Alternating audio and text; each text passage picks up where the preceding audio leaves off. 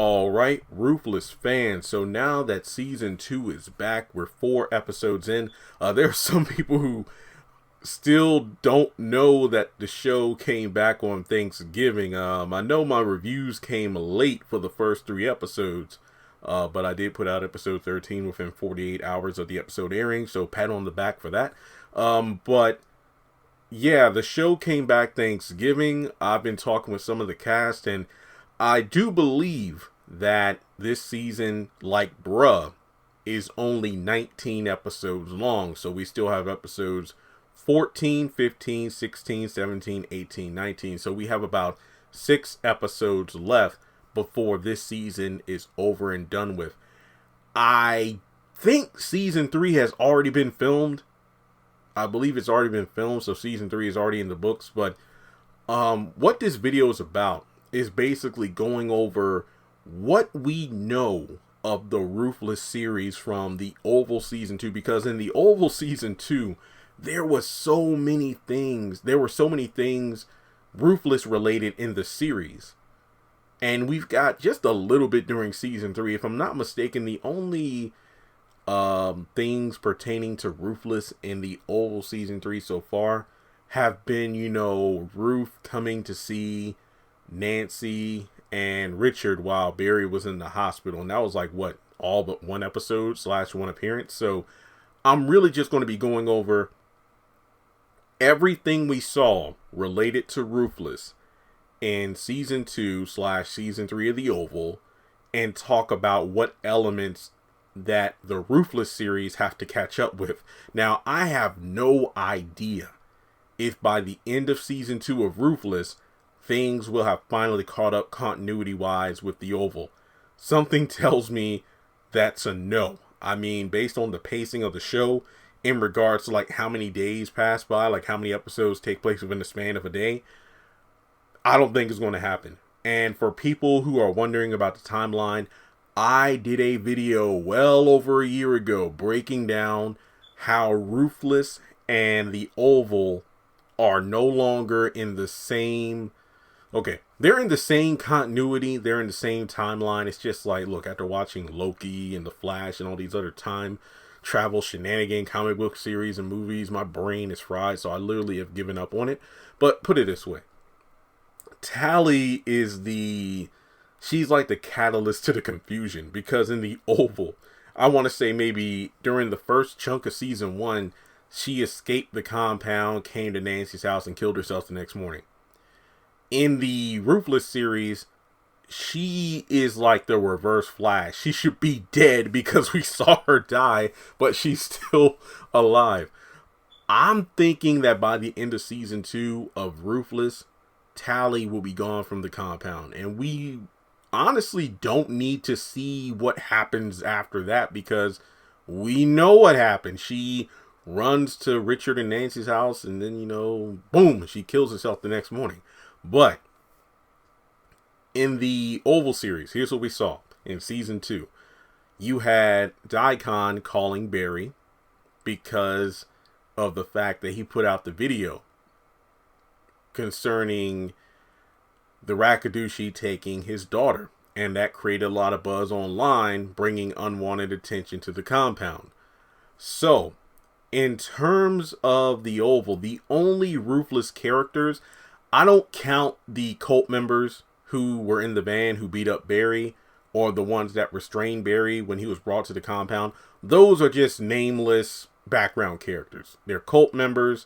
They're there to assist Daikon and Ruth, and that's all we know. But the only characters of note were Daikon, Ruth, and Manny. Manny, he's one of the, enforcers. He was the one that, that Richard encountered at the front gate when Sharon and Dale went to the compound themselves.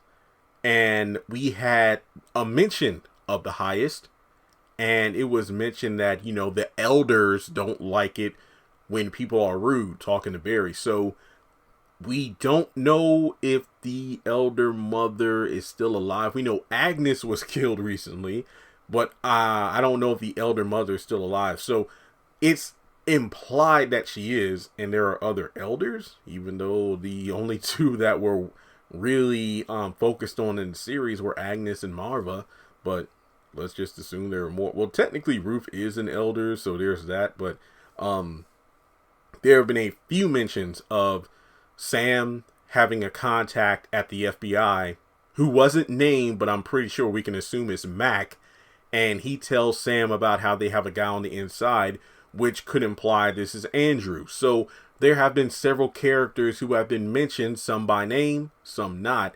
So the thing is, Ruth orchestrates this whole thing to shut down Barry from trying to get their daughter back and bringing unwanted attention to the compound.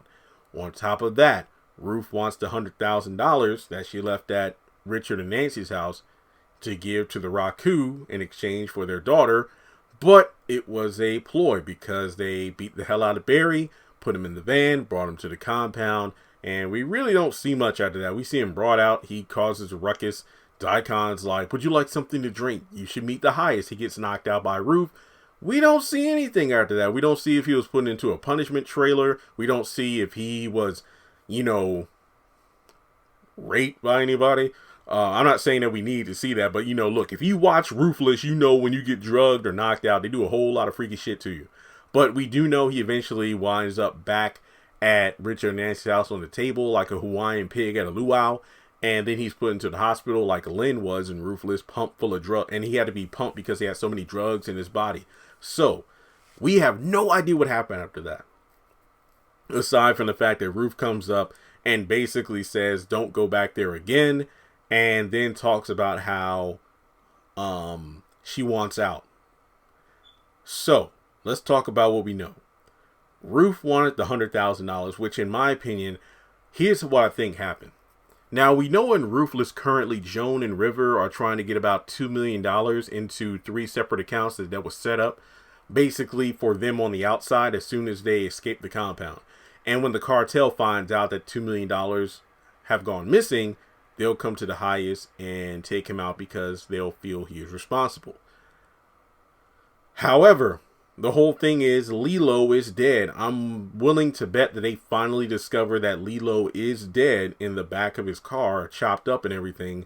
And then the highest will remember the whole thing about the whole, wait a minute, Lilo said if anything happened to him, because if we do anything to him, the cartel will be on our front door. And if we think Lilo's bad, we have no idea how bad things will be once the cartel come and knock in for any kind of money, because that's why they're sending the kids down to Mexico with the drugs, because they need to move these shipments out quickly to make the money to pay back the cartel. So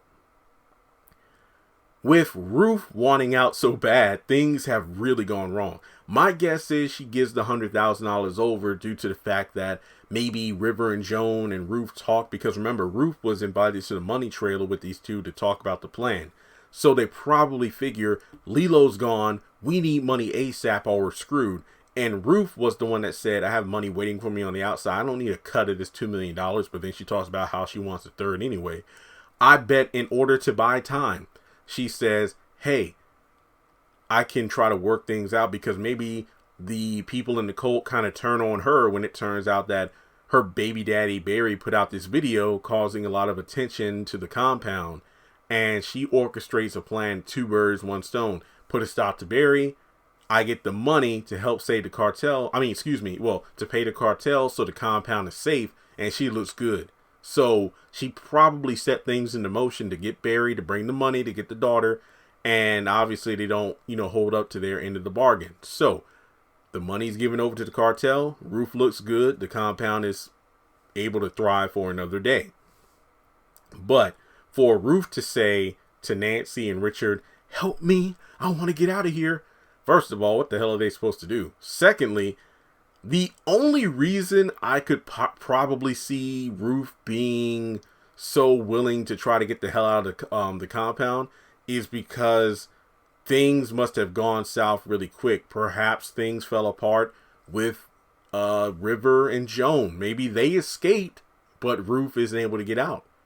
Maybe things have gotten so bad that, they decided, what, screw Ruth. We tried to trust her, but she tried to involve Tally, and now Tally's escaped and caused a bunch of ruckus. And now, maybe we don't even know if Ruth knows if Tally's dead yet. I don't know. But I just feel like things must have really gone south, because just like Icarus, Ruth flew too close to the sun, you know, from River telling her to get close to the highest to Tally warning her.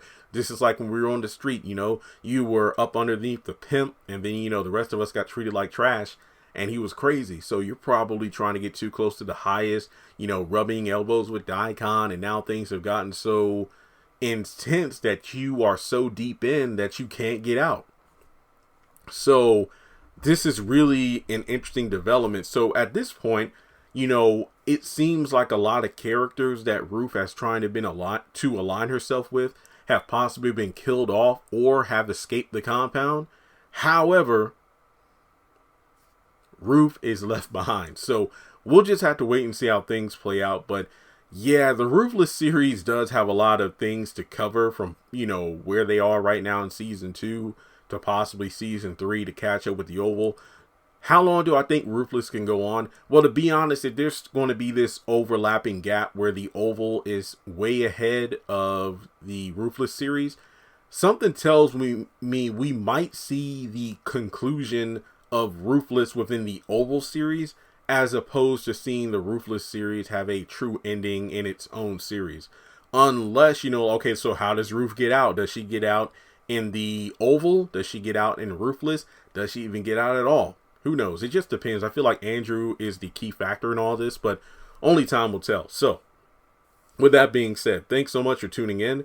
I really hope Barry goes to the compound and gets his daughter back himself, because if nothing else, I feel like that'll be a great way for the character to finally get a win. Just my opinion. To have him fight Daikon would be awesome. I mean, one-on-one. I ain't talking about him being curve stomped by like a dozen guys and thrown in the back of a van. So, yeah.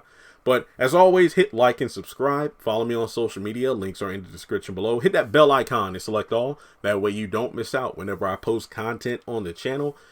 And if you want to donate to the channel, feel free to do so on PayPal or Cash App. Maybe, you know, everybody can donate so I can walk away with $100,000 just like Ruth did after Barry gave her the box. Seriously, that was messed up how she did him like that, man. Guy only wanted his kid back, but then again, he was really reckless by going to meet with the Rakadushi himself, so we saw how that turned out. Woo! Alright guys, catch you in the next one.